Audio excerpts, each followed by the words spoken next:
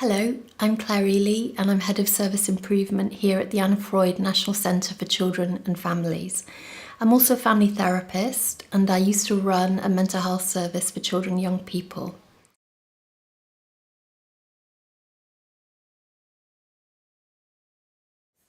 There are lots of different services out there in the community, and you might not know that some services are funded by the NHS or the local authority, but they're not NHS services. They're usually charities or third sector services or social enterprises, and they often provide very similar interventions and treatments to NHS services. They also might have a shorter wait time for young people. So it's definitely worth finding out about services within your area. And the Youth Wellbeing Directory here at the Freud National Centre for Children and Families is a way of getting this information.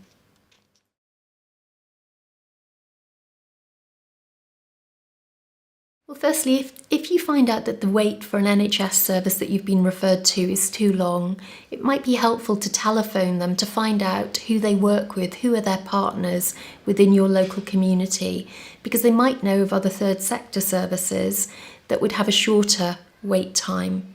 They might also have waiting list groups or other group interventions that might be on offer whilst you're waiting for an individual intervention. So it's always worth following up whilst you're on a waiting list, because sometimes you can be left on the waiting list not knowing what's going on. So please make that phone call or ask a professional to make that phone call on your behalf.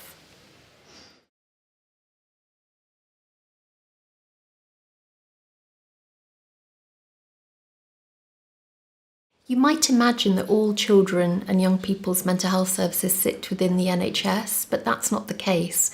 There are lots of services that are third sector or charity services within your local community, and sometimes it just means that you need to seek a little bit more information about these services.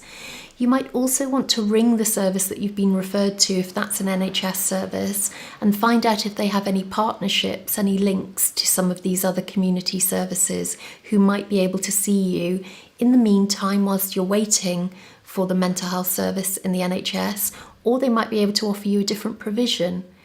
We also know that lots of schools have in-house provisions where services deliver counselling into the school setting, and sometimes it's just worth asking a teacher within your school to see if you can get a referral to that service. There's also future funding coming into schools where there'll be an enhanced provision in terms of children's wellbeing and mental health.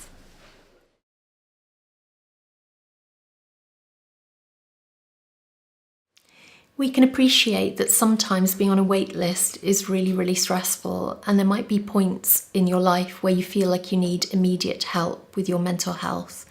You might feel that you are worried about hurting yourself or hurting another person.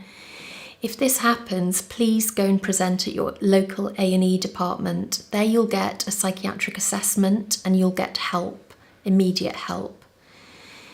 If it's less serious, please see if you can talk to a trusted parent, guardian, professional like a teacher, or make a visit to your GP. And sometimes this can speed up a process if you're on a waiting list for a service.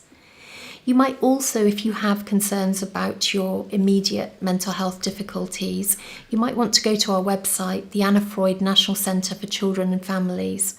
On the youth section pages, there is a button, and if you press on that button, if you have concerns about your mental health, it brings up a list of services that you can access, some of which are open 24 hours a day, and it gives all the contact details, so you can telephone, email, or contact these services, and they will be able to give you help with your mental health very quickly.